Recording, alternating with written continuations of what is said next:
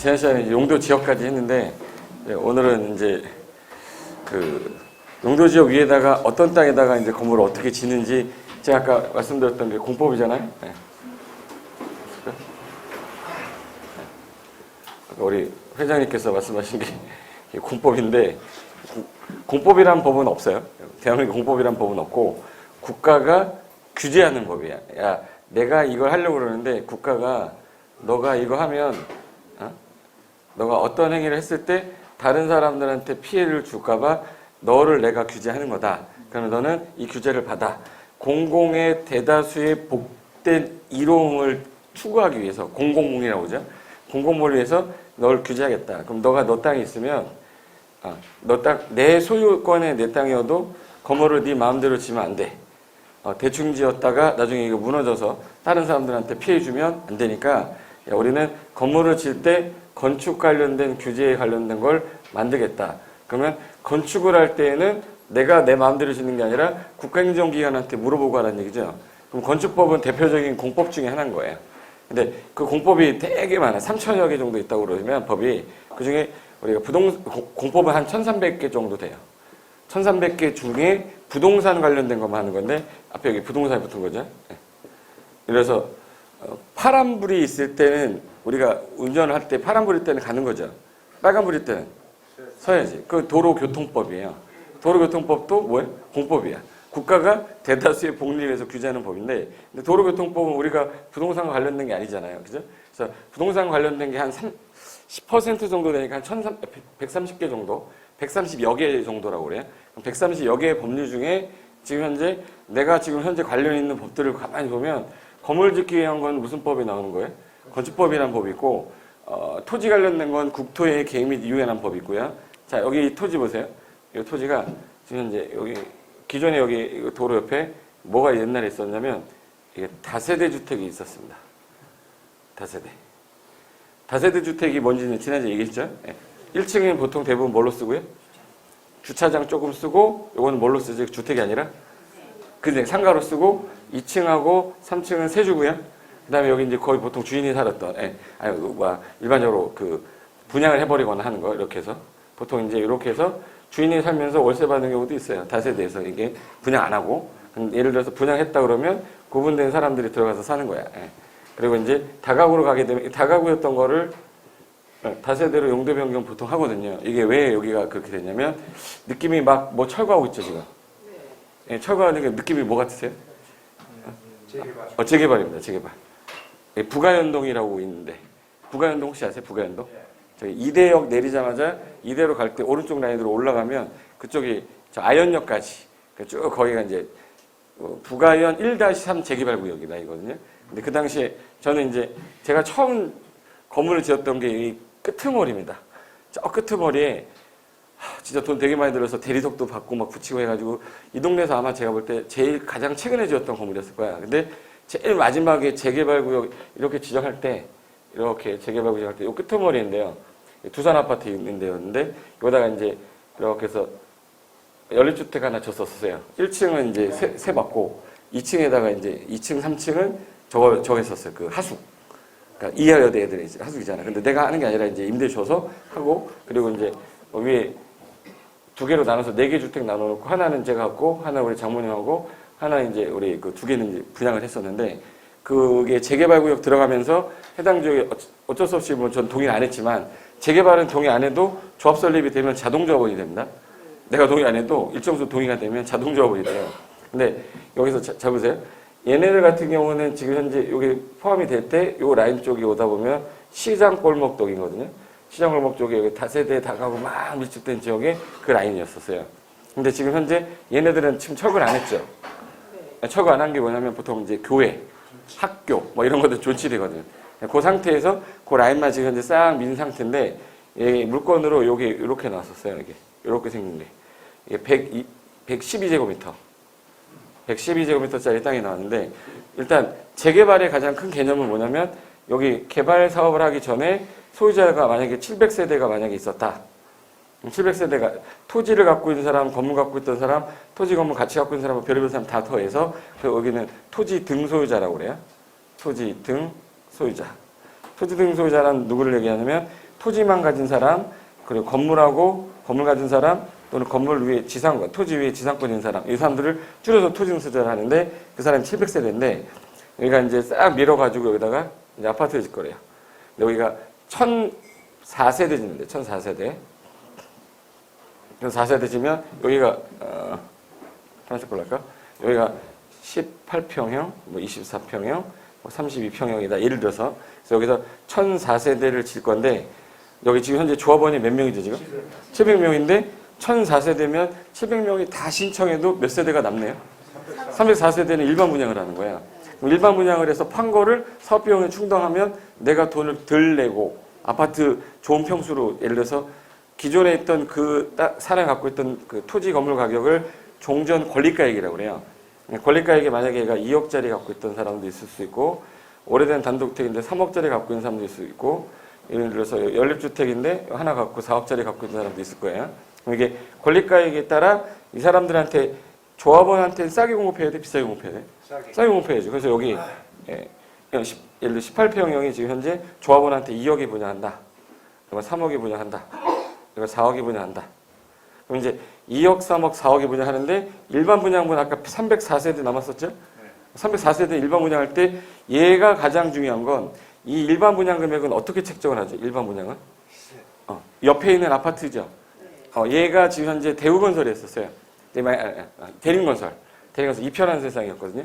신촌 2편한 세상이에요.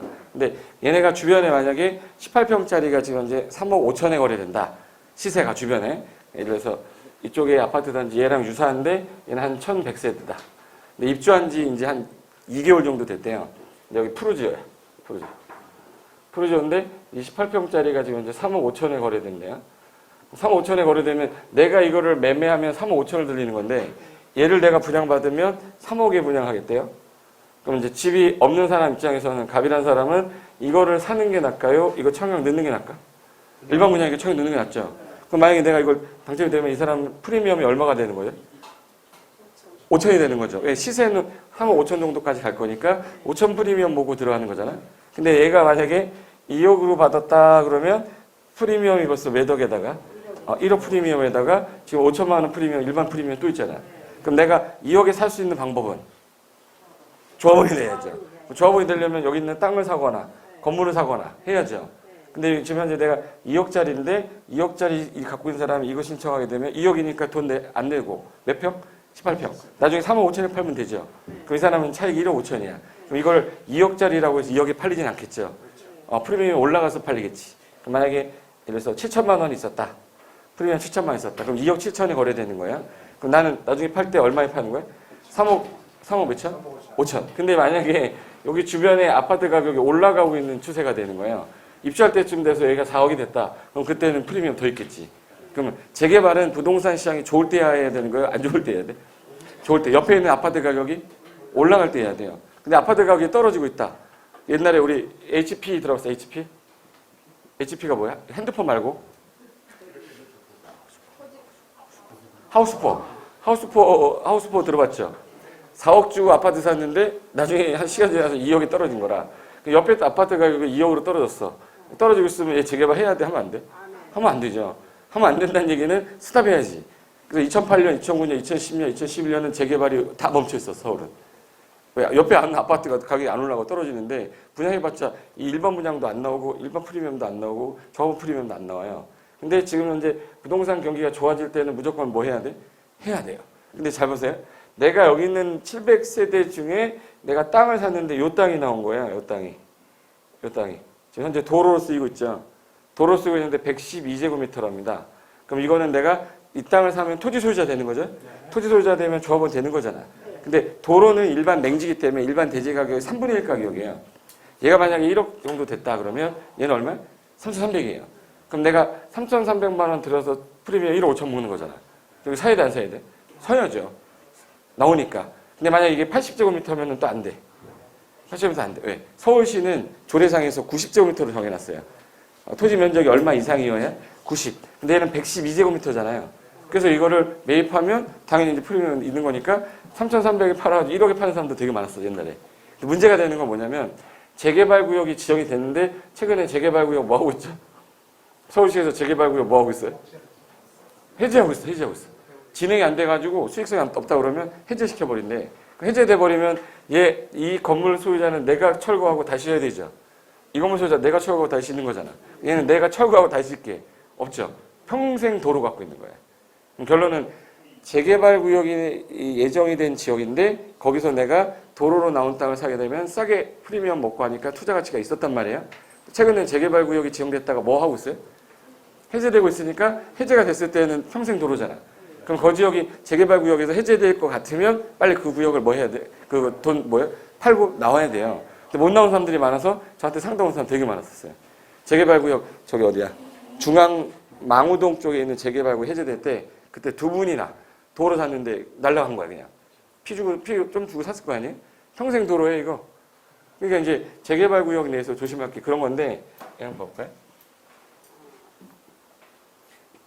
여기가 지금 현재 이 상태에서는 지금 재개발 사업을 하는데 지금 현재 왜 이렇게 됐어요? 의문점 왜 이렇게 됐어요? 그러면 여기는 무슨 구역으로 묶였기 때문에 재개발. 기존에 있던 주택들 다 철거하고 대규모로 뭐 짓는 거죠? 아파트 짓겠다는 뜻이에요. 그럼 보시면 무가연 뉴타운 1-3구역입니다. 근데 여기 지금 현재 이 상태였었어요. 여기가 이제 가구거리라고 이쪽으로 가면 가구거리 아현역 고가 있었거든요. 옛날에 이렇게 고가 철거해버렸죠. 고가 없어지기 전입니다. 이게 그 전에 이 다가구 다세대 밀집 지역이었어요. 근데 여기 앞쪽은 상가단지라 여기 부분은 뺐어요. 여기 앞부분은 빼고 뒤쪽 부분부터 재개발 구역이었어요. 이렇게. 그래서 여기 싹 이제 밀어버리고 지금 현재 아파트 다 졌죠. 네. 그래서 지금 현재 위치가 이게 옛날에 고가도로 있을 때 아현 고가도로고 여기 아현역이에요. 종근당인가 그러고 여기 지금 현재 앞부분 빼고는 지금 현재 여기가 이제 이렇게 해서 밀리고 있는 거예요. 네. 지금 땅 파은 거죠. 저희 두산 아파트 쪽인 그런 것 같아요. 저희 집이 어디였냐면 어디였어? 여기 이 끄트머리 쪽이었거든요. 눈물 납니다 또 이거. 이렇게 해가지고 이게 또 경사져가지고 지하는 층수에 들어가 안 들어가요? 안 들어가요. 그래서 지하 2층까지 빼서 겉에서 볼 때 1층인데 제 2층이에요. 그러니까 이렇게 경사가 져서 이렇게 치면 여기서 볼 때는 지금 현재 보면 이게 현재 지하가 아니라 지상이에요. 근데 여기 건축물을 봤을 때는 여기 지금 안에 들어가면 지하 1층이야. 그리고 이제 여기 주차장하고 이렇게 해서 올려서 4층 지어놨거든요. 근데 이렇게 해놓고 노란 색깔로 하숙 이거 하나 붙여놨는데 그 건물 지금 사라진 그 자리예요. 저거 사업하기 전에 노후 대비로 한다고 맨 처음에 했던 건데 재개발 구역 안에 딱 들어가 버리니까 어차피 뭐 수익은 났어요. 들어간 비용보다 좀 많이 나오긴 나왔는데 근데 내가 하려던 목적을 못 이룬 거잖아. 재개발 들어가는 바람에. 공원 앞에 있어가지고 없어져 버렸어. 여기 지금 땅 파가지고 들어간 거예요. 여기 이제 주상복합 라인이고요. 여기 지금 현재 아현 고가도로 있을 텐데 요거 지금 현재 올리면서 철거하면서 없애버렸습니다. 그리고 여기 존치된 학교하고 교회 같은 경우는 존치된 애들 학교는 다녀야 되니까 바리케이트 쳐가지고 이제 등교할 수 있게끔 해놓은 거였어요. 그래서 여기 이제 전체 전경. 요 라인까지. 그래서 지금 현재 얘가 지금 하려는 거는 여기 기존의 학교 아까 남아있던 거 있죠? 남아있던 거고 여기까지 이렇게 해서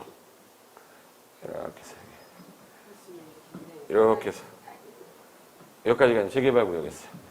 저는 저희 집이었었는데 여기 철거해가지고 동호수첨 받은 게 여기 23층 받았거든요. 그래서 23층 뽑는데 동호수첨 하잖아요. 동호수첨 어떻게 하지 요즘에? 컴퓨터로 하잖아요. 금융결제원인가 거기서 이제 전산 추천기 갖고 와서 그 변호사 입회하에 입력해가지고 돌리는데 제가 그때 강의하고 있을 때였는데 핸드폰으로 왔어요. 땡동 해가지고 그때 당시 2703호인가? 이게 나왔어요. 이게 30층 넘는 건물이니까. 근데 이게 괜찮거든. 근데 중간에 1시간 있다가 오류 발생 뭐 이렇게 해가지고 왔더라고요. 한 명인가 두 명인가 빠진 거야. 그래서 그 동호 추첨할 때 한 번밖에 못 쓰거든요. 그 전산 추첨기를 2번 이상 못 쓰게 돼 있어요. 금융결제원에서. 3번 써가지고 오류 났잖아. 오류 났으면 이제 다시 해야 되죠. 다시 해가지고 어디였더라? 무슨 저기 예비군 훈련장 빌렸어요. 큰 그 관 빌려가지고 날짜 하루 잡아가지고 요때 조합원들 다 모아놓고 여기서 앉아가지고 예, 평수별로 딱 앉혀놓아요. 그래서 이제 변호사 한 명 있고, 그다음에 이제 공개 추첨함 있잖아요. 그 우리 그 백화점 상품권 있죠. 백화점 상품권에 이제 딱 넣어놔. 예를 들어서 101호 해가지고 조합원 거 추첨한 사람 그래서 찢어가지고 가져가는 거거든요. 근데 그 권리가액 순으로 순서를 갔기 때문에 권리가액이 낮으면 300명이 지금 추첨을 한다 이 라인에 그럼 300번째 하는 사람은 한 4시간 앉아 있어야 돼. 예. 못 나가요. 어깨들이 다 이러고 있어. 어깨들이 줄 서서 못 들어오게 돼 있어요.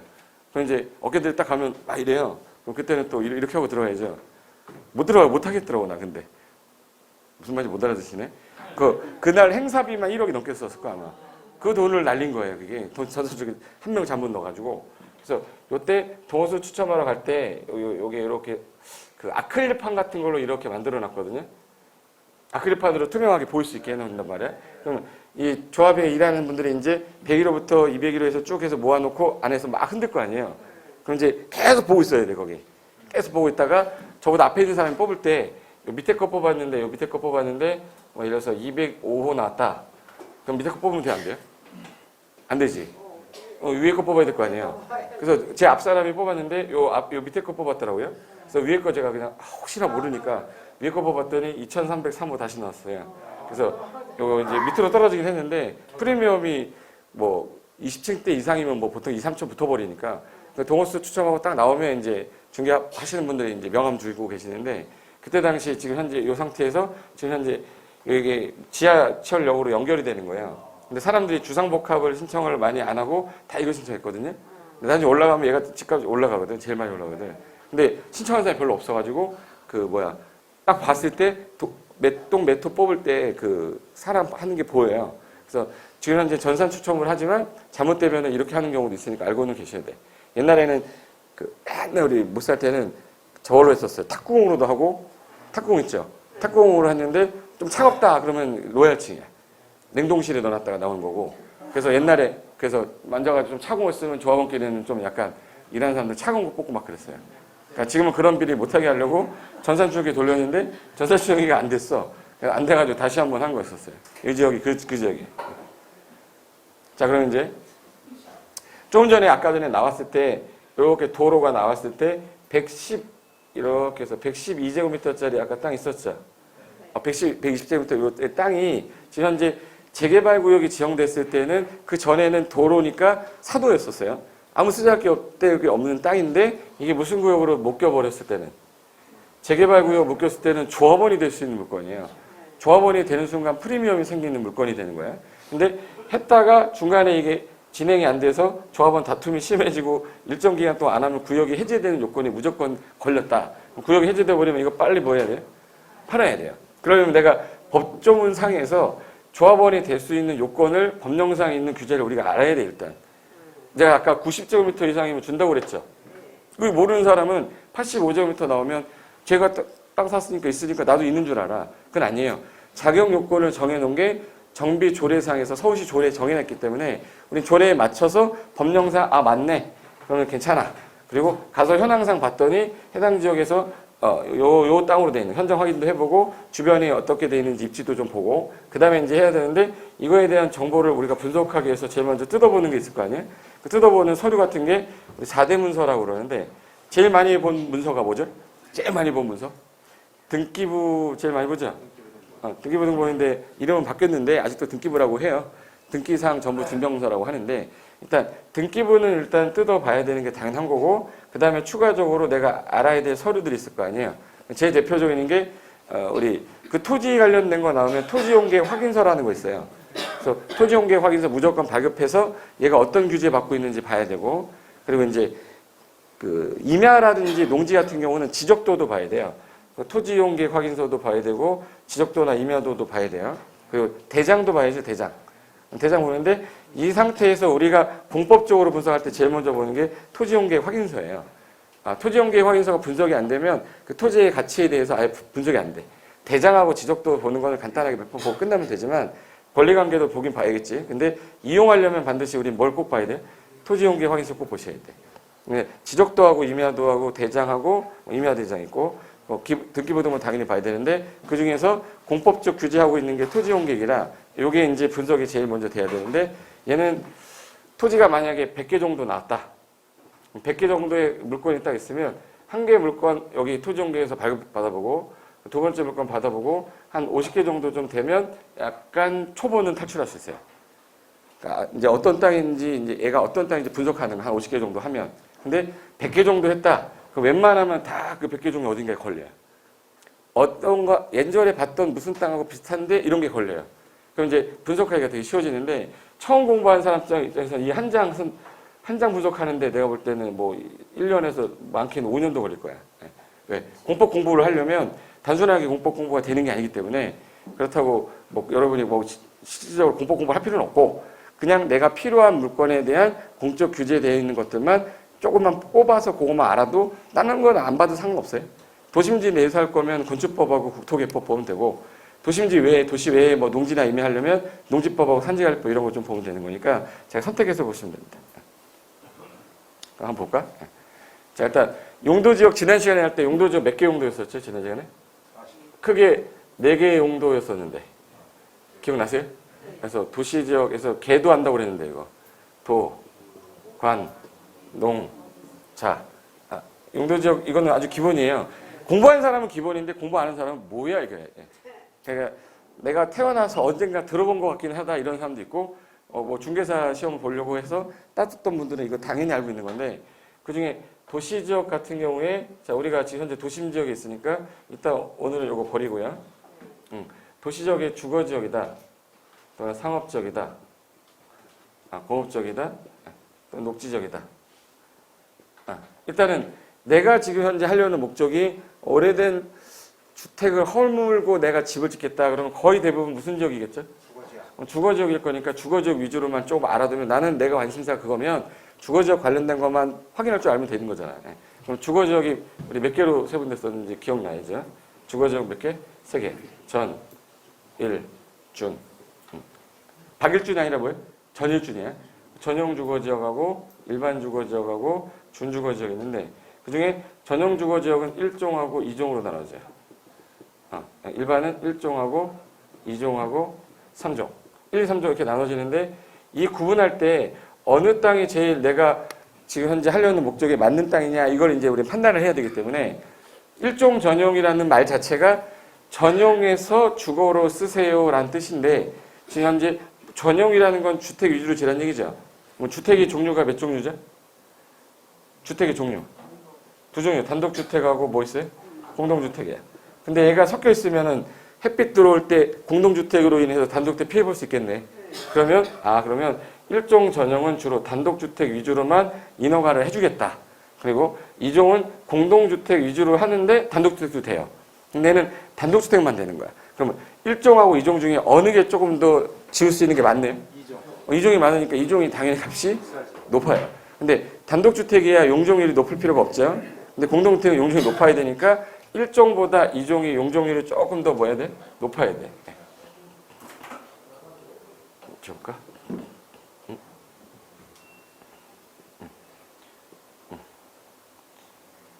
지우는 게 이건가?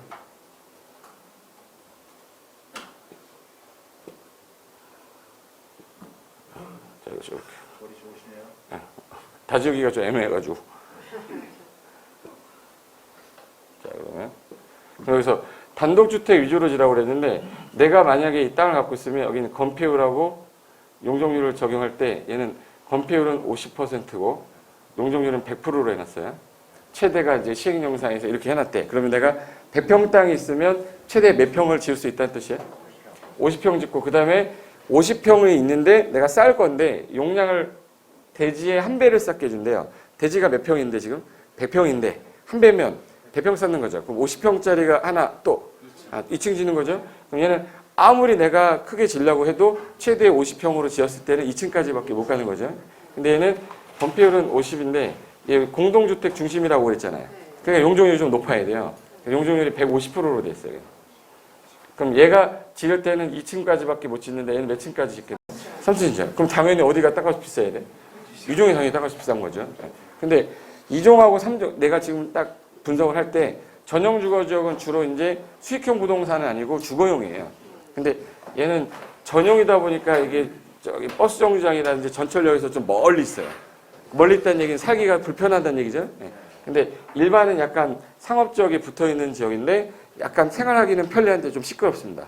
그래서 얘네들은 야, 주택이 막 섞여 있으면 안 되니까 낮은 거는 낮은 거, 중간인 거 중간, 높은 거 높은 거 해가지고 얘는 저층, 중층, 중고층으로 정해놨어요. 그러면 이제 저층은 몇 층 이하를 말하는 거지? 4층 이하에. 4층 이하니까 내가 일종 일반 주거 땅을 갖고 있으면 무슨 짓을 해도 4층은 못 넘어요. 5층은 못 넘어. 그러니까 4층까지는 가능해. 얘는 조례에서 중층으로 가기 때문에 층수 제한이 현재 애매하게 조례를 봐야 되고 층수 제한 자체가 없어요. 그럼 이제 이 세 가지 중에 특징이 얘는 건폐율이 60이에요. 60. 60. 얘가 50이야. 용적률은 200. 250. 300이에요. 그럼 얘가 점점 갈수록 뭐가 커지고 있네? 용적률이 커지고 있죠. 얘는 층수제 위로 올라갈 거니까 용적률을 높여놔야 되잖아. 근데 자세히 보시면 60, 60인데 얘가 50으로 돼 있어요. 3종 일반 주거는 왜 50으로 해놨냐면 얘는 용적률을 다 찾아 먹으려고 하기 때문에 건폐율을 안 찾아 먹어요. 굳이 건폐율을 많이 줄 필요 없으니까 얘는 용적률이 높기 때문에 건폐율을 줄여놓은 거예요. 그럼 내가 갖고 있는 땅이 10,000평이다. 10,000평이야. 1만 평은. 1만 평이야. 그러면 여기다 아파트 짓겠다 그러면 2종이 좋아요? 3종이 좋아요? 당연히 3종이 좋아요. 근데 내가 갖고 있는 땅이 10,000평이 아니라 50평 땅인 거야. 50평 땅이면 지금 현재 얘 250%고 얘가 300%예요. 당연히 어느 게 더 좋지만 3종이 좋지만 이게 주거지역이다 보니까 내가 건물을 지을 때 옆에 건물 있어요? 없어요? 있어. 그럼 얘가 많이 올라가 버리면 햇빛 못 받겠네. 그래서 일조 제한이라는 게 들어있어가지고 얘가 문제가 떨어지게 돼 있어요. 뭐를 못 찾아 먹는다는 얘기네. 용적률을 못 찾아 먹어요. 그럼 용적 못 찾아 먹으면 뭘 찾아 먹어야 돼? 건폐율을 찾아 먹어야 되니까 소규모 땅은 2종 일반이 훨씬 더 좋은 거예요. 어떤 사람들이 이제 3종 일반이 용적 높으니까 비싸요, 비싸. 비싼데 어차피 용적률을 찾아 먹을 수가 없어. 그러면 싼 거 그냥 2종 일반 사는 게 낫죠. 그래서 제일 내가 만약에 소형 주택을 짓겠다 그러면 매일 적정한 땅은 몇 종 일반 주고요? 2종 일반. 그리고 용적률이 좀 더 높기 때문에 1종보다는 더 나은 거예요. 근데 지금 현재 제가 쓴 거는 시행령에서 써 있는 거 써 있고 지자체 조례에서 이거보다 더 줄여놨어요. 그럼 내가 어느 지역이냐, 내가 서울 물건이냐, 부산 물건이냐에 따라 여기 건폐율 용적이 조금씩 달라요. 서울 같은 경우는 이거보다 더 낮게 돼 있어요. 그리고 준주거는 제일 좋아 이게. 주거 기능에다 뭐도 넣었어요? 주거 기능에다가 사업 기능에다가 업무 기능도 넣어놨기 때문에 얘는 건폐율 용적률 할 때 건폐율이 70에 용적률이 얘가 500까지 나와요. 400 아니고요? 원래 500인데 시행령에서는 500인데 조례상에서 400. 서울시는 400. 근데 잘 보세요. 얘 지금 현재 몇인데 얼마? 100인데 준주거 지역은 500이면 얘 2층 짓는다고 그랬죠? 얘 같은 경우는 몇 층 짓겠네? 10층 짓는 거예요. 그러면 얘가 5배를 더 짓는 거니까 토지 가격은 당연히 최소 5배는 높아야죠. 최소 5배 높은데 얘는 무슨 기능도 넣을 수 있네? 상업 기능이 있으니까 상가도 종류들 넣을 수 있는 게 많아. 근데 여기 잘 보세요. 일종 전용 주거 지역은 단독주택 중심이니까 주거 환경이 양호해야 돼. 조용해야 돼요. 여기다가 음식점 집어넣어주면 음식점은 이거죠. 술 먹고 시끄러워지니까 못 들어오게 해놨어요. 그러니까 일종 전용 주거 지역 가시면 음식점이 없어요. 없는 이유가 들어오지 못하게 해놨거든. 일종 전용 주거는. 근데 얘는 음식점도 되고 술집도 되고 다 돼. 당연히 내가 조금이라도 수익이 나려면 어느 땅이 더 난 거네? 준주거 지역이 난 거죠. 근데 전용 주거랑 준주거 지역은 건폐율 용적률도 다르지만 지을 수 있는 건물의 종류도 다른 거예요. 그러니까 내가 지금 하려는 업종이 일반 음점이다. 그러니까 우리 동네에서 나 음점 하겠다. 그러면 무슨 땅을 건드리면 안 돼요? 전용 주거 지역은 못 건드려요. 어디로 가야 돼? 1종이나 2종이나 3종으로 가서 상가에다가 일반 음점 영업 허가를 넣어야지 나와요. 그게 이제 토지마다 다 규제해놨기 때문에 그게 어려운 거야. 그러니까 사람들이 조금 하다가 나 토지 못 하겠다는 거야. 근데 남들이 포기하니까 내가 끝까지 있으면 이기는 거예요. 끝까지 가야 돼, 이거. 그럼 이제 지워볼까, 이거? 자, 그러면 이제, 여기, 내가 만약에 누가 어떤 사람이 물건을 갖고 왔어요. 물건 갖고 와서 제가 토지가 하나 있는데요. 이 토지에다 제가 어떤 걸 하고 싶은데 가능한 게 뭐가 있을까요? 라고 물어본 거야. 그럼 내가 요 순서대로 하면 돼요. 요 순서대로. 만약에 여기 논현동에, 여기 논현동이죠? 네. 논현동 300이 반포동? 네. 네, 논현동을 하자. 302 1번지래요. 301번지래. 그럼 논현동 301번지라는 땅이 있는 사람 입장에서는 내가 여기다가 주택도 질 수 있는지 상가 질 수 있는지 종류가 뭐가 들어올 수 있는지 궁금할 거 아니에요. 그러려면 제일 먼저 이 땅의 용도 지역이 뭔지 찾아야 돼. 지난 시간에 그래서 용도 지역 공부한 거예요. 그럼 이제 용도 지역을 확인한 다음에 확인하려면은 이 주소를 가지고 어디다가 넣어야 되냐면 토지용계 확인서 여기를 발급받으셔야 돼. 토지용계 확인서 발급받으셔서 보셔야 돼. 내가 봤더니 이렇게 써 있어. 이렇게 됐어. 여기 칸이 어떻게 되냐면 이렇게 맨 위에 뭐가 되어 있냐면 여기 이제 지목 나와요. 지목. 본 적 있죠? 지목이 있고 면적 써 있고 1제곱미터당 개별 공시가 써 있고 그다음에 이제 공법상 규제가 되어 있는 거를 세 칸으로 나눈 다음에 제가 아까 공법적 규제가 한 130여 개 정도 있다고 그랬잖아요. 그중에 국토개법이라는 게 하나 있어요. 국토의 및 유연한 법이 요 한 칸에다 줬어요. 한 칸에다 국토개법 관련된 것만 나와. 그리고 기타 129개가 있다 그러면 두 번째 칸에다가 필요한 거 있으면 규제돼 있어요. 이런 게 없으면 아예 그 규제 안 받고. 그리고 이제 토지용 규제 기본법 관련된 허가구역 같은 거. 이거 나온 다음에 이렇게 해서 그림이 하나 나와 있어요. 그림. 도로가 이렇게 있고 그림에 이제 딱 이렇게 표시가 돼 있어요. 이거 뭐라고 그러죠, 이걸? 이걸 뭐라고 그러죠, 우리? 네? 이거 뭐라고 그래? 지적도라고 그래요? 임야도라고 그래? 지적도라고 그래요? 임야도라고 그래? 지적도는 보통 이제 좀 작은 땅이죠. 임야도는 큰 산이잖아. 근데 여기 다 나와요. 다 나오니까 이걸 지적 임야도라고 그래요. 토지용계획의 확인서에 나오는 건 지적 임야도예요. 내가 축척을 5,000분의 1로 해도 되고 200분의 1로 되고 고칠 수 있어요. 여기 옆에 조그맣게 해가지고 축척 바꾸게 돼 있어. 그거 바꾸면 늘었다 줄었다 할 수 있어요. 그럼 이제 요 땅에 대한 거 이제 일단 내가 확인을 했더니 용도지역을 봤더니 2종 일반 주거로 나왔대요. 2종 일반 주거지역이다 그러면 2종 일반 주거지역에서 할 수 있는 걸 내가 찾아야 되잖아. 그게 이제 법제처 사이트 들어가서 내가 찾는 걸 배우셔야 되는데 일반인이 법제처 사이트 들어가면 한 1분 있다가 위에 X라는 게 있어요. 그거 누르고 나와.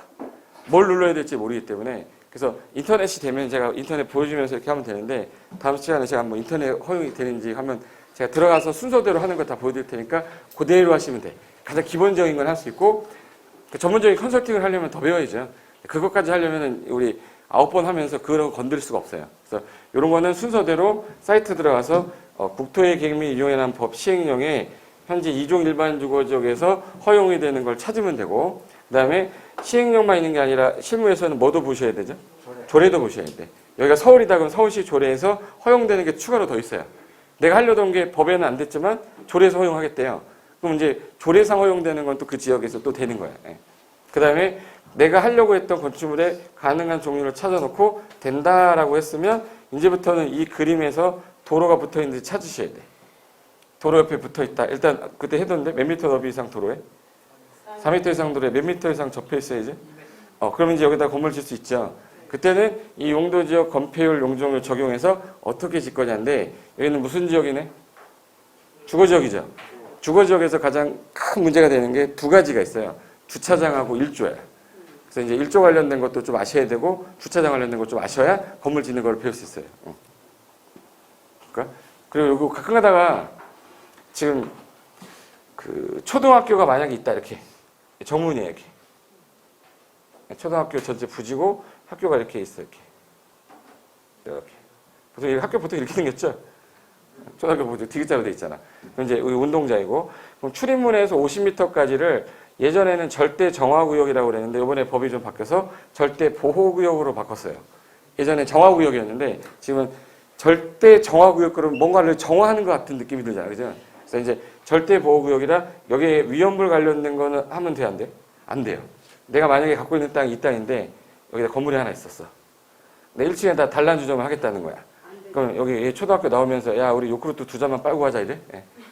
안 되잖아 이거. 그럼 청소년, 아동 또는 학생들을 보호하기 위해서 특정한 시설의 입지를 제한하는 걸 정화구역이라고 그랬어요. 근데 이게 바뀌어서 교육환경 보호구역으로 바뀌었어요. 그래서 앞으로 지도 딱 보다가 학교가 딱 있다. 그럼 이제 이 정문 안에 있는 거를 무슨 구역이라고 할까? 50m를? 절대 보호구역이고 외곽에서 200m 라인을 상대 정화구역이라고 했는데 지금 이름이 바뀌었어요. 뭐로 바뀌었냐면 상대 보호구역으로 바뀌어서 요게 학교면 예를 들어서 500m, 200m, 200m야, 200m, 200m면 이렇게 해가지고 여기가 상대 정화구역이에요.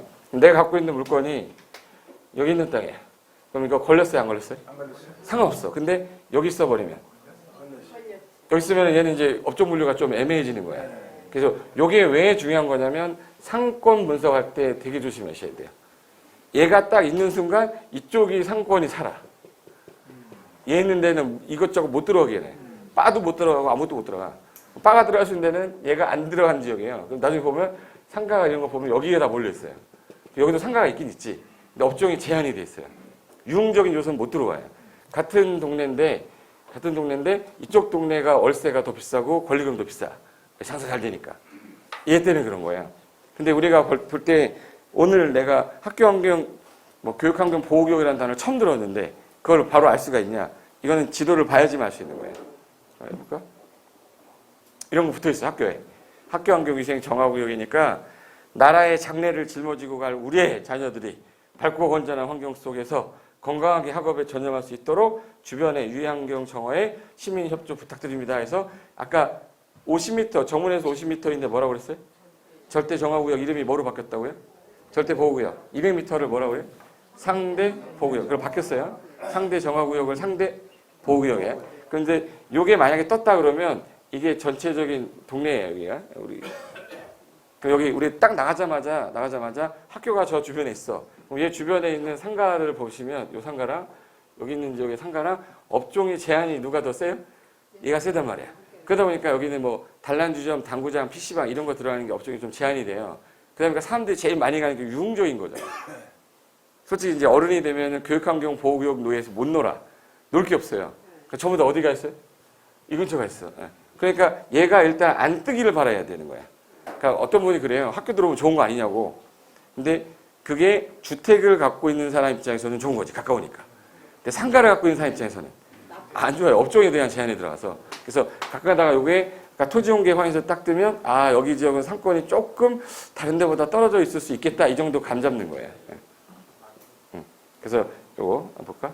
지금 이름이 바뀌어서 교육환경보호구역 이렇게 바뀌었어요. 1월달인가 2월달에 학교환경위생 정화구역이라는 단어 이제 안 씁니다. 안 쓰고 교육환경보호구역이라고 쓰고 이건 해당 시도 교육감이 지정하는 건데 그 두 단어만 기억하세요. 아까 50m 이내를 뭐라고 그랬죠? 정문에서? 절대보호구역. 그리고 200m 이내를 상대보호구역. 그게 만약에 토지공개 확인서에 떴다. 그럼 이제 주변에 초등학교, 중학교, 고등학교, 대학교, 유치원 어딘가 있다는 얘기예요. 그럼 이제 지도상에서 보면 무슨 학교라고 써 있을 거예요. 그래서 요게 원천 초등학교예요. 원천 초등학교죠? 그럼 여기 정문 있죠? 여기 정문에서 50m 요 라인은 이제 절대 뭐예요? 절대 보호구역. 여기 정문이고 훅은 두 개인가 봐요. 그리고 요 외곽에서 200m를 뭐라고 할까? 상대 보호구역이야. 그럼 여기 단지 안에 주변에 보면 아파트니까 상관이 없죠. 상관이 없는데 이게 아파트 단지가 아니라 주택 단지였다 그러잖아요. 그럼 1층의 업종에 대한 제한들이 들어가는 거야. 그거 하나 좀 보시면 돼요. 여기 보고. 그럼 이제 지금 현재 이름이 바뀌어서 아까 절대 뭐로 바뀌었고 보호구역, 상대 보호구역 이렇게 바뀌었어요. 그래서 요게 교육환경 보호구역이라 우리 아들내미 딸내미들이 나쁜 영향 안 받게 오염물질 나오는 거 안 돼요. 예를 들어서 위험물질이면 주유소 같은 거 있죠. 절대 정화구역에서 절대 주유소를 못 해요. 그리고 이제 유해시설 19세 이상 유흥 관련된 거. 그리고 이제 유해행위 같은 거 하는 거는 학교 경계선에서 여기서는 못하게 하겠습니다. 이게 취지로 나온 거였어요. 그래서 이제 사이트 들어가면 교육환경보호구역이라는 사이트가 있어요. 이 사이트 나중에 검색해서 들어가시면 내가 지금 할 수 있는 게 뭐냐, 할 수 있는 게 어떤 걸 할 수 있냐, 없냐, 이게 표시가 되어 있는 그 자료 다운받을 수 있는데, 예를 들어서 여기 봐요. 단란주점하고 유흥주점이면 학생들이 좀 교육환경에 있어서 문제될 수 있는 거죠. 그럼 요거는 유해시설 설치를 하려면 금지를 하지만 그 지역에 관련된 위원회에 있어요. 그 위원회 심의를 거치면 학습하는데 얘가 학교 앞에서 가까이는 있지만 한 블록 지나서 뒤쪽에 있다. 그런 경우에는 심의 거쳐서 이건 해줘도 되는 거 아니냐. 무조건 안 되게 하는 건 좀 그렇다 해서 뭐는 거칠 수 있어요? 심의. 그래서 가결이 되면 가능한 경우도 있어요. 그리고 PC방 같은 경우가 문제야. PC방. PC방인데 잘 보세요. 유치원입니다. 유치원인데 여기 유치원에서 이렇게 해서 200m 아까 무슨 구역? 200m 상대 보호구역. 근데 여기에 3층짜리 이제 그 상가가 있었어요. 2층에 PC방을 하겠다는 거야. 2층에 PC방 하겠다. PC방 이게 될까요? 안 될까요? 원래는 하면 안 되는 거죠. 근데 얘는 돼. 왜 돼? 유치원이잖아. 유치원 애들은 마우스를 못 잡아요. 마우스를 못 잡는다고. 근데 이게 만약에 초등학교였다 그러면 또 안 돼요, 이게. 대학교면. 밥 먹고 하는 일이 이거 짓이잖아. 그러니까 초등학교에서는 안 되고 중학교에서는 안 되고 고등학교에서는 안 되는데 이게 무슨 대학이냐 했더라도 되냐 안 되냐 다 달라. 그러니까 그 제한을 내가 자세히 봐야 돼. 무슨 학교인지 봐야 돼요. 그래서 여기 보시면 그 행위 제한이 어떻게 나오냐면 여기 지금 초등학교거든요. 초등학교니까 초등학교 옆에서 2층에다가 PC방 한다. 택도문서 하지 말라고 그래. 근데 시민이 통과되면 가능할 수 있어요. 근데 이게 초등학교가 아니라 유치원이었다. 그럼 유치원은 상관이 없죠. 만약에 유치원인데 당구장이 들어온다. 당구장. 당구장. 들어올 수 있나 없나 이거? 유치원 애들이 큐대를 어떻게 잡아요? 엉덩이 올리면 뒤로 하지도 못하는 애들인데. 그러니까 유치원은 가능해. 고등학교는 안 돼요. 중학교는 안 돼요. 대학교는 돼요. 대학교는 왜 돼? 밥 먹고 하는 일이 출근하는 건데. 제가 대학교 1학년 1학기 때부터 2달은 적이 있었는데 하도 많이 치니까 사람들이 알바인 줄 알았어요. 죽돌이 하고 있었거든. 근데 지금 현재 당구장은 어디서는 또 가능한 거예요? 대학에서는 또 가능해. 그러니까 그게 무슨 종류냐에 따라 다른 겁니다. 그래서 여기 왼쪽에 용도가 그냥 허용되는 게 아닌데 여기 이제 그 행위장 관련된 건데 제가 다운받아 놨거든요. 자 보세요. 여기 유치원, 여기 초등고등학교, 여기 대학이에요. 그럼 여기서 얘 XXX는 절대 안 된다는 뜻이에요. 대기오염물질 배출시설이면 요거는 유해시설이라 안 된다. 그리고 폐기물처에서 이거부터 다 안 되는 거 써놨죠 지금. 근데 다음 거 봐보세요. 이게 여기 보시면 도축업 있고 제한사항 청소년 유해업 요거 청소년 유해업소 관련된 거 아예 다 안 되죠. 근데 여기 보시면 당구장 한번 볼까? 게임물 어디다 당구장이라고 돼 있죠. 당구장은 어디서는 가능하네. 유치원에서는 가능하죠. 대학에서는 가능하죠. 초등학교도 가능한데 중고등학교는 안 된다는 얘기야. 중고등학교 애들 저기 하면 안 된다고. 무도학원에서 춤추고 있으면 안 되잖아요. 그러니까 이게 종류가 뭐냐에 따라 대학교에서 되냐 안 되냐라는 거를 행위자를 표를 만들어준 거예요. 이 공법이거든 이게. 그래서 나중에 내가 살려는 물건이 일단 유치원에 있는 상대정화구역으로 상대보호구역으로 나왔다. 상대보호구역으로. 그러면 유치원에서 못하는 것들에 대한 거 이것들은 못하는 거고 이건 된다는 뜻이에요. 내가 중학교에 걸렸다. 내 집, 내 땅이, 내 건물이. 그럼 중학교에 걸렸는데 할 수 있는 게 없네. 그죠? 없는 거죠 지금? 그럼 여기 또 보세요. 노래 연습장도 유치원에서는 되죠. 애들이 끝나고 유치원 끝나고 나서 노래방 가가지고 떠 비행기 부르진 않을 거 아니야. 그러니까 대학교는 먹는 게 일이잖아. 결론은 웬만하면 유치원하고 대학 괜찮은데 중학교, 고등학교가 없으면 좋겠다가 중요한 거예요. 웬만하면 중학교나 고등학교가 안 나왔으면 좋겠네 생각하셔야 돼. 상대정화구역에 나와도 무슨 대학이야, 무슨 학교야 그랬더니 대학교래. 그럼 괜찮아. 웬만하면 이제 우리가 돈을 쓰는 업종은 다 대학 관련된 애들이기 때문에 그래서 상관이 없어요. 여기 단란주점은 아예 안 되죠. 단란주 유흥주점은 모든 학교에서 안 돼. 법에서 현재 정해놓은 게 이거고 옛날에는 이렇게 구분했었어요. 초중고등학교 나누고 유치원 대학교 나누고 이렇게 구분하다가 지금은 앞에 있는 것처럼 바뀌었어요. 이걸로 바꿔놓은 거야. 그러니까 옛날에 알고 계시던 지식은 다시 바꿔야 돼요. 법이 바뀌었기 때문에 규제하는 형태가 달라진 거예요. 그래서 옛날에는 이거 된다 안 된다 이렇게 놓고 심의 거치면 된다 안 된다 이렇게 식으로 나눴었어요. 그럼 이제 이거 하나 볼까? 자, 제가 이제 건물 하나 보여줄게요. 자, 건축물이 뭐라고 돼 있어요? 있는 토지 분석하는 거야. 이제부터는 토지가 건물이 있을 때 분석하는 거랑 건물이 없을 때 분석하는 거랑 약간 달라요. 자, 일단 딱 건물 보자마자 얘 종류가 뭘 것 같아요? 이것부터 가야 돼요. 부동산 관련된 초보자분들은 저거 딱 보고서 뭐라고 하냐면 대부분의 이제 초보자분들이 뭐라고 하냐면 뭐라고 할 것 같아요, 저거? 초보자분들 대부분 하는 말이 이걸 뭐라고 하죠? 상가. 이거는 이건 뭐야? 일단 창문 크기 봐서는 상가는 아니잖아요. 주택이잖아요, 이거. 그러니까 이제 초보자분들은 대부분 이제 보자마자 뭐라고 불러요? 상가 주택 이렇게 합니다. 근데 우리 이제 정확하게 부동산을 좀 하면 상가 주택에 나오는 거는 뭐밖에 없어요? 다가구밖에 없어요, 다가구. 다가구 주택이야. 다세대 아니야 이거. 다세대 일찍 거의 다 분양해서 팔아버려요. 그러니까 다가구 주택이 거의 99%입니다 이거. 근데 다가구 주택인데 지금 몇 층 건물이죠?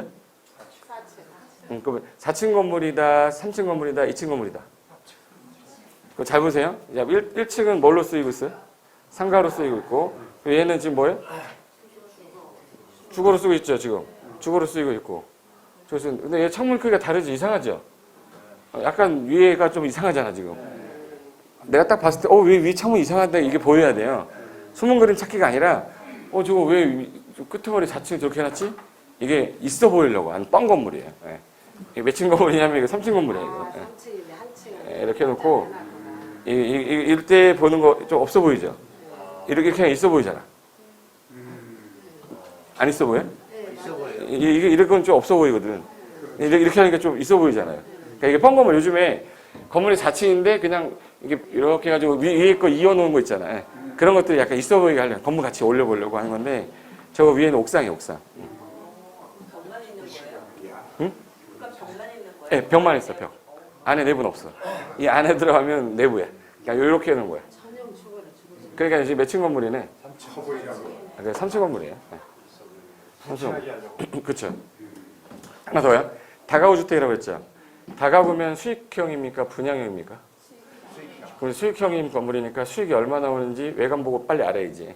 그럼 일단 이거 2개 교차되는데 만나고 있어 지금. 위치는 괜찮죠? 그리고 주차장은 이쪽이 없고 뒤쪽에 있나 봐요. 입구가 안 보이잖아. 그리고 보니까 여기 상가 하나, 상가 2개, 3개 뺐어요. CU 들어가려면 20평 정도 나와야 돼. 제가 20평 정도 나오고 얘 보통 8평 정도 나와야 돼. 그러면 8, 3, 24에다가 20평 더하면 44평. 대지 면적 80평 정도 되는 거야. 대지 면적은 80평 정도 될 건데 그럼 80평 정도 되는 대지에 다가구 주택 줘놓은 거예요. 그리고 뒤에 보니까 여기 아파트 단지도 좀 있고 저기도 아파트 단지 있는 거 봐서는 이쪽 라인으로 유동인구도 꽤 있어 보이죠? 그럼 이 상태에서 월세 얼마 정도 나올까 한번 계산해 보자. 자, 일단 이 건물에 이상한 것부터 일단 빨리 발견해야 돼요. 이 건물에 약간 이상한 게 하나 있어요. 뭔가 좀 위반한 게 보여야 돼요. 뭔가 위반한 게 하나 있는데 어딘가가 뭐 하나 위반이 돼 있어요. 자세히 뭐가 위반돼 있는데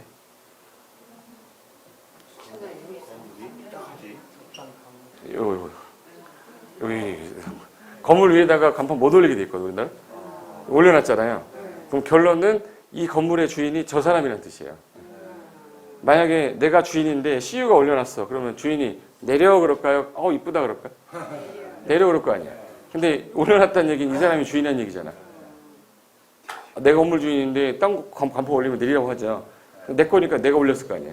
그럼 현 인테리어라는 사람이 주인일 거로 이제 간주가 되는 거야. 알지는 몰라요. 나도 그냥 내가 해보는 거야. 제가 옛날 검사가 꿈이어가지고 부동산 검사하는 거야. 자, 봐요.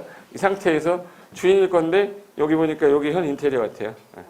그리고 요거 상가 2개 쪼갰죠? 8평 정도로 쪼갰어. 그럼 여기는 그래도 1000에 80은 나올 것 같아. 1000에 38에 240만 원. 240만 원. 씌우면 5000에 200 정도 나와요. 5000에 200. 200이 얼마야? 440 나와요. 일체에서 월세 440 나와요. 그리고 방이 몇 개냐? 하나. 이게 방이 하나 같아요? 3개 같아요? 방이 2개 같아요? 방에 2개. 자, 자기 방에 창문이 몇 개 있는지부터 세는 거야. 내 방에 창문이 2개인 사람. 친하게 지내자. 하나 있죠, 방에. 그럼 방에 하나 있다는 얘기는 방이 이게 쪼갰다는 얘기잖아. 3개라는 얘기잖아. 욕실 같은 거 같고 하나, 둘, 3개니까 6개 있다는 얘기네. 이거 6개고 위에도 6개죠? 위에 6개니까 6이 10, 12개죠? 12개인데 보통 원룸 얼마 정도 받냐? 500에 한 35에 40 받아요. 40 잡으면 4, 2, 8, 4, 2, 4, 480만 원 나오네. 480. 그럼 얼마 나오네? 920만 원 월세 나오는 사람이네. 920만 원 월세 받는 사람이야. 그리고 현 인테리어가 주인이죠? 그럼 김씨 거야 아마. 김씨가 제일 많은 건가? 김현일 거예요. 김현이라는 사람인데 이 정도 건물 가지려면 인테리어하고 남자겠죠? 남자니까 50대 정도 초반이나 후반일 거예요. 한 50세 정도 되는 김현이라는 사람이 한 80평 정도 되는 대지에 다가구택 지어서 월세 920만 원 받을 건데 이거 지을 때 대출 받았겠죠? 대출 받았으니까 이자 낼 거 아니에요. 네. 이자 아무리 못해도 400원 나갈 거예요. 이거. 그럼 이제 한 520만 원 정도 월세 받는 사람일 거다. 이거야. 건물이 있으니까 분석이 되게 쉽다고. 난 도대체 무슨 말인지 하나도 모르겠다. 그게 연습이 안 돼서. 한 번씩 물건 하나 갖고 오고 물건 하나 갖고 오고 고민 막 하다 보면 대충 월세 얼마 나오는지 중개사무소 몇 분 전화해보면 알잖아요. 근데 주차 대수 안 들어가도 되나요? 요거 위에 건 안 들어요. 지붕이 없어요. 밑에는 이제 면적에 따라 대수가 나와야 돼. 상가는 면적, 얘는 이제 다가구 주택이니까 다가구 주택도 저거랑 똑같이 나올 거예요. 그 전용 면적이 60제곱미터 미만이면 0.8대. 60 미만이면 30 미만이면 또 0.6대. 그러니까 그 대수가 다르기 때문에 대수는 맞춰놨을 거예요. 아마 뒤쪽에 아마 이렇게 해서 돌면 저 주차장 한 3-4대 있을 거야. 그러면 지금 현재 제가 지금 하는 건 뭐냐면 자 지워볼게요 이거. 이제 오죠. 네. 줘볼까? 자, 이 상태에서 이 건물 내가 치워볼게요. 슉 살았어. 그럼 이게 해석이 잘 될까요? 좋아 보이세요, 땅? 이거 뭐 좋은지 나쁜지 알 수가 없잖아. 이게 주변에 뭐가 있었고 교차되는 도로 사이였고 그리고 이제 건물이 지어져 있으니까 대략 제가 용도 지역도 뭐겠다 이런 그런 게 보이는데 그냥 땅만 나오면 내 머릿속에 상상이 안 가는 거야. 그러니까 내가 상상이 안 가면 내가 상상해서 지어야 되거든요. 그러려면 이제 규제를 알아야 돼요. 아까 전에 봤을 때 잡아봐요.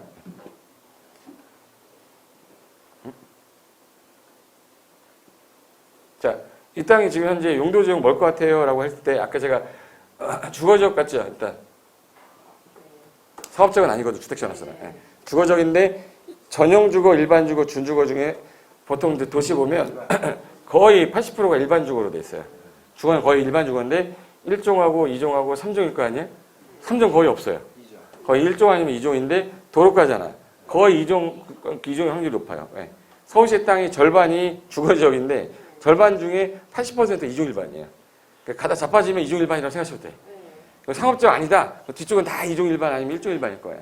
좀 들어가면 이제 전용주거 나오는데 서울시 전용주거 3%도 안 돼요. 전용주거 볼 일이 그렇게 많지는 않아요. 그럼 이제 뭘 확률이 되게 높고요?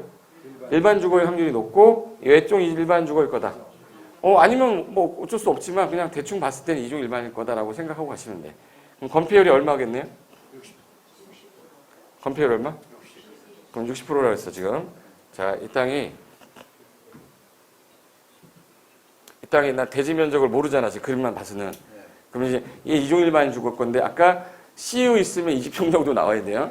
사무실이면 이제 5평에서 8평 정도 나왔는데 뒤로 들어가 있을 거기 때문에 한 8평 잡으면 이게 44평 정도가 나왔을 거예요. 그러니까 40평으로 하자. 40평이면 이 대지에다가 건폐율이 몇 프로였지 아까? 60%잖아요. 그럼 이제 60%가 현재 몇 평이 나온 거예요? 40평이. 그럼 0.6으로 나누면 되는 거네 이거. 1로 내려오면 되죠. 그러면 6 얼마야? 6, 7에 40이니까 6, 6에 36. 60, 한 8평 정도 되겠죠. 그러니까 44평이면 6, 7에 40이니까 70이 한 2평 정도 되는 거야. 그러니까 아까 그 땅 한 70에서 80평 정도 된다가 그 말이에요. 제가 그냥 저 보고 80평 정도 되겠네라고 한 거는 건폐율을 제가 알고 있으니까 역산한 거거든요. 다시 할 테니까 지금 봐봐요. 천천히 할게요. 자, 여기 보세요. 천천히 할게요. 여기가 이렇게 해서 땅이 있는데 건물을 딱 봤더니 이미 지어져 있는 상태잖아요. 지어져 있는 상태를 봤더니 얘네가 갖고 있는 이 면적, 건축물 대장 뜯기 전에 모르겠지만 대충 파악했을 때 얘가 보통 한 50평 정도가 나왔다. 이 건축 면적이 50평이 나왔다는 얘기는 일단 이 땅이 얼마니까 최대로 졌을 거 아니에요? 거의 건폐율은 60%면 59.8까지 다 뽑아 먹어요. 아까 제가 1조 제한이 있어서 일반 주거는 용종을 못 찾아먹는다 했잖아. 건폐율 다 찾아먹어야 되니까 이게 2종 일반이라고 그러면 2종 일반 주거지일 때 건폐율이 아까 얼마? 60에. 용적률이 250인데 지자체에서 거의 대부분 200%로 해놨어요. 서울은 200%입니다.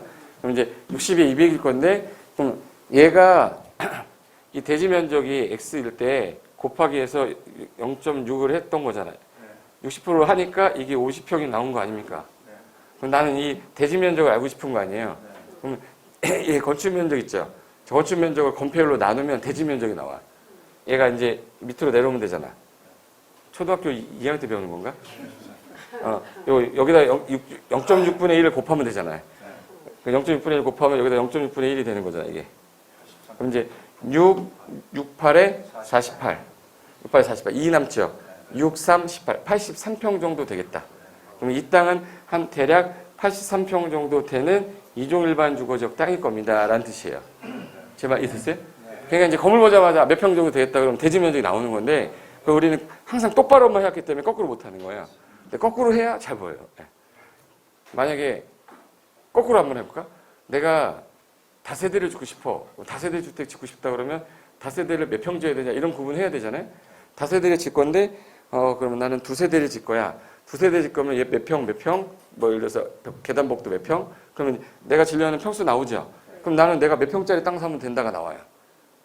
내가 지려는 건물의 규모가 나오면 나는 100평짜리 사야 되냐, 80평짜리 사야 되냐, 50평짜리 사야 되냐가 거꾸로 나오는 거예요. 그러려면 이 말이 무슨 말인지 아셔야 돼요. 대충 이건 이해됐죠? 그럼 이제 지금 좀 전에 본 거 건축물이 뭐였어요? 있는 토지 본 거예요. 좀 이따 건물이 없는 땅을 이제 보면 이게 구분하기가 좀 약간 어려워. 건물이 있으니까 토지가 분석이 잘 돼요. 근데 대부분 사람들은 딱 봤을 때 눈 봐보세요. 눈 빨간 색깔로 했죠. 자, 이 눈이야. 눈 크게 할까? 눈이야. 그럼 이 사람들은 부동산 볼 때 뭐만 보냐면 이것만 보여요. 이것만 보이고 땅은 안 보여요. 딱 건물만 보여요. 그러면 땅에 대한 개념이 없는 사람은 저걸 증축을 할 수 있는 상황인지 아니면 리모델링을 할 수 있는 건지 뭐 그거에 대한 개념이 없고 그냥 건물만 보이니까 월세가 얼마나 나오냐 이것만 궁금한 거야. 근데 이게 만약에 42년 정도 됐다는 거예요. 42년 정도 됐으면 이 건물에 살려고 들어갑니까? 치워야죠. 이걸 철거하려고 할 거 아니야. 그럼 철거하려고 했다는 얘기는 내 눈에서 이거를 치워놔야 돼요. 치워놓고 난 다음에 그 다음에 이 땅을 어떻게 이용할 건지 봐야 되니까 건물이 있는 땅이면 이미 이용을 해봤기 때문에 얘 업종이 만약에 얼마 전에 얘가 CU하고 있었는데 문 닫은 거야. 그럼 다시 CU하면 안 돼요. 최근에 3년 동안 사진을 봤더니 CU였다가 뭐 슈퍼마켓에서 문 닫았어. 미용실이 있었는데 예를 들어서 치킨집 했었어요. 치킨집 했는데 2년 전에 하다가 문 닫았대. 이 동네는 잠깐 안 좋은 데죠. 이걸 어떻게 확인하냐? 다음 지도. 다음 지도는 혹시 들어봤죠? 지금 카카오 지도로 카카오 맵을 바뀌었는데 카카오 맵은 로드뷰 있죠? 로드뷰를 오늘 걸 딱 찍으면 최근에 1년에 한 번씩 거의 찍었었거든요. 근데 최근에는 1년에 전반기, 후반기 2번 찍어요. 2008년부터 찍어놨어요. 2000 몇 년부터? 8년. 2000 몇 년이 지금? 17년이니까 쭉 찍었던 거 이제 요거 클릭해보면 옛날에 뭐 했는지 다 알 수 있어요. 요즘 세상 그런 세상이야. 근데 2008년도 이전 거는 없어요. 이때부터 서비스 시작했기 때문에. 근데 얘네가 이게 좀 활용도가 높아지니까 네이버에서도 따라했죠. 네이버는 2010년인가 그때부터 자세히 좀 했어요. 그래서 걔네들도 지금 열심히 찍고 다닙니다. 로드뷰라고 아시죠? 그러니까 나중에 다음 지도에 안 나오면 네이버 지도 가서 로드뷰 보시면 최근에 거에 섞여서 볼 수 있을 거예요. 그래서 두 개를 왔다리 갔다리 해야 돼. 네이버는 그걸 이용한 거지. 다음에 찍었는데 그 이후의 거를 보고 싶으면 우리 거로 와라. 늦기 시작했으니 후발주자니까. 그래서 얘네랑 날짜가 똑같지가 않아요. 지금 안 봐서 그런데 컴퓨터가 있으면 그만 보여주겠는데 일단 얘가 업종이 뭐 들어와 있냐에 따라 내가 나중에 지어야 될 건물의 종류도 달라지는 거니까 그런 것들도 좀 보셔야 되는 거예요. 그럼 잠깐 쉬었다가 건축물이 없는 땅도 한번 봐볼게요. 잠깐만 쉬겠습니다.